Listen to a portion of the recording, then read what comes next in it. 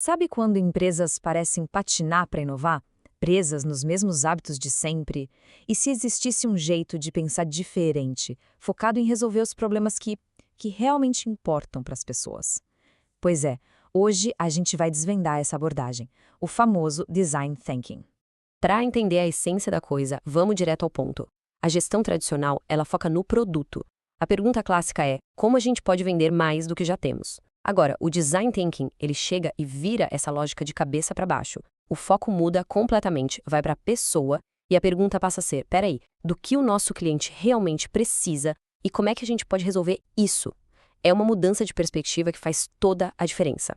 E, para a gente navegar por esse universo, nosso roteiro é o seguinte. Primeiro, vamos entender o que está por trás de tudo, a mentalidade revolucionária.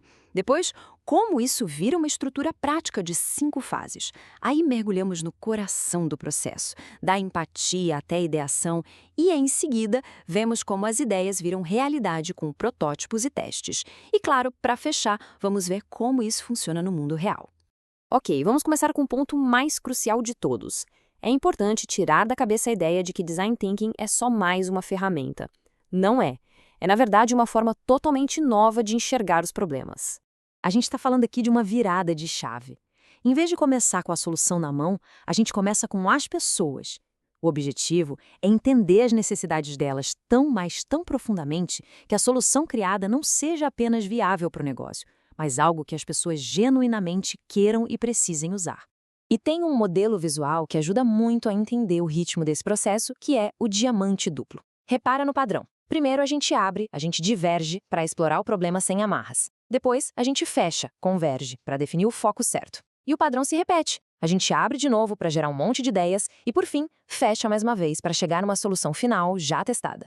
Certo, mas como essa mentalidade toda vira ação? Vamos então para a estrutura prática que guia esse processo do começo ao fim. E aqui estão elas, as 5 fases que são a espinha dorsal de tudo. É uma jornada, sabe, que começa com a empatia, com essa imersão no mundo de quem vai usar a solução.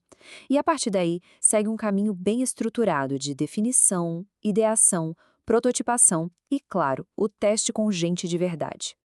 Ah, mas atenção aqui, um ponto crucial. Isso não é uma linha reta, não é uma receita de bolo.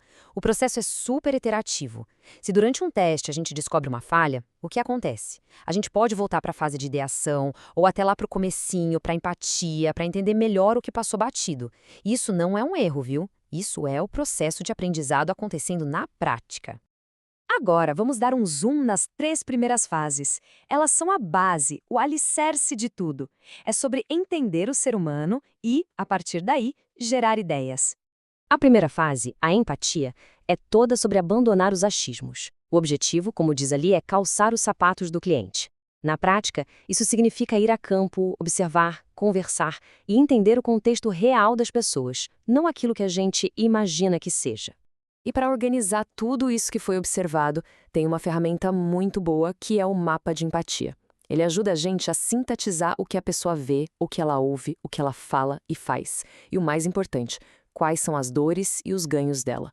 Isso cria um retrato muito mais humano, muito mais rico do que só dados frios. Depois de observar, a gente chega na fase de definição. Imagina um iceberg. A reclamação do atraso na entrega é só a pontinha que a gente vê. O problema real que está submerso é a ansiedade da pessoa por falta de informação. É quando a gente mira nesse problema mais profundo que a inovação de verdade acontece. Com o problema real bem definido, aí sim a gente parte para a ideação. E essa fase começa com uma pergunta-chave. Como poderíamos que? Essa formulação é genial porque ela já é otimista. Ela abre espaço para a criatividade em vez de focar nas limitações que a gente tem.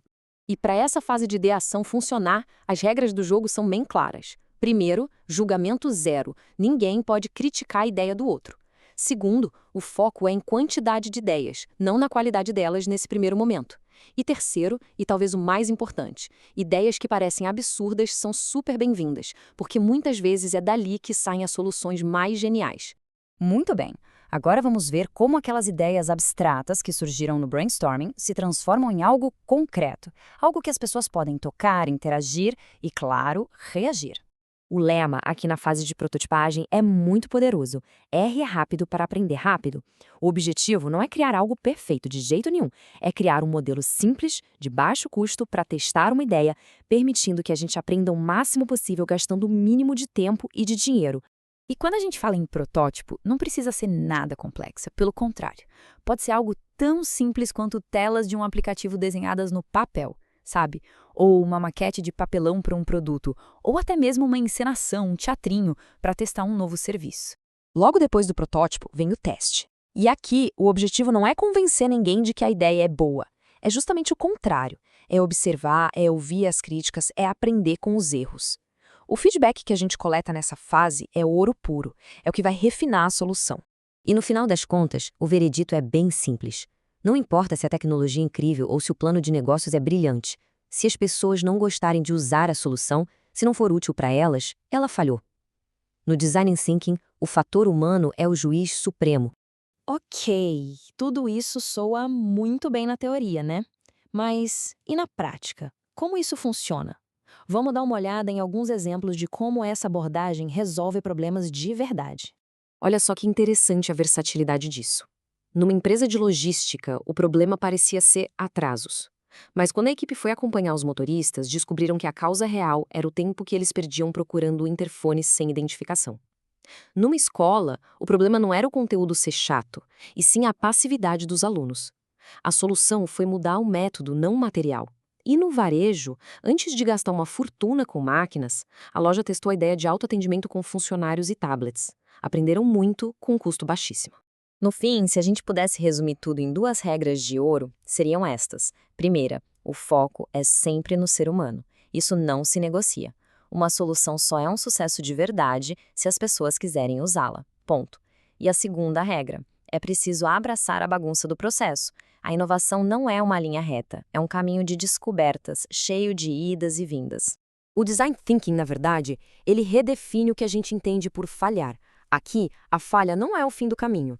Ela é uma parte essencial e super valiosa do processo. É o combustível que acelera a jornada na direção do sucesso. E para a gente fechar, fica uma provocação. Em qualquer projeto, em qualquer desafio, será que a disposição para testar ideias, para errar de forma controlada e barata lá no começo, não seria, na verdade, o caminho mais rápido para o sucesso? Fica aí a reflexão.